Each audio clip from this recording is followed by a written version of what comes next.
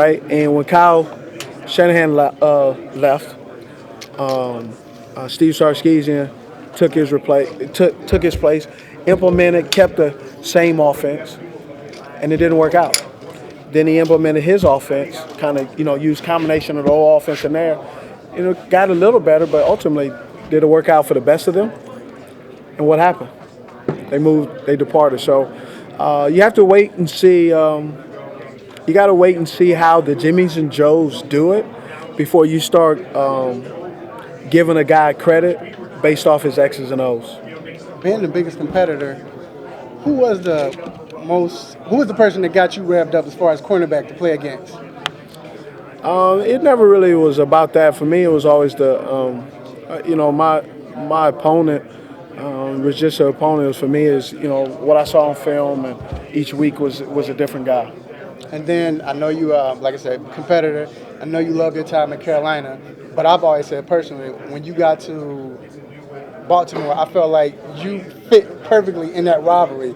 Do you ever think about playing in that rivalry longer when you were younger and with Ray and all those other guys? At the current time, you always want to be around guys. So you love playing and you love doing that, and there's certain rivalries that are just a little bit better than others. I mean, when I was here in Carolina, I-85 with Atlanta and us, New Orleans, right? But the Baltimore Ravens and the Pittsburgh Steelers, that has always been a rivalry. You watch on television, you see that. That, in my opinion, that's growing up in LA. That was kind of how the USC and Notre Dame rivalry were back in the early '90s and '80s, where, man, it was pretty intense, right? So I was lucky, and I got an opportunity to be a part of the rivalry, and it was all what you signed up for. It was a rough game. It was brutalizing, but it was fun, and it was always at night. So it was a great opportunity.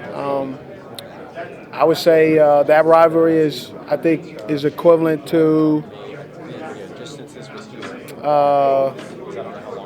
the one they play in Jacksonville, Florida and Georgia. Where they have to play off-site. It's one of those things where the fans are hyped, they tailgating, it's all on their mind. So I think that's Baltimore and Pittsburgh is the closest to college rivalry, which is it's ingrained in generations of professional dislike, and for years to come.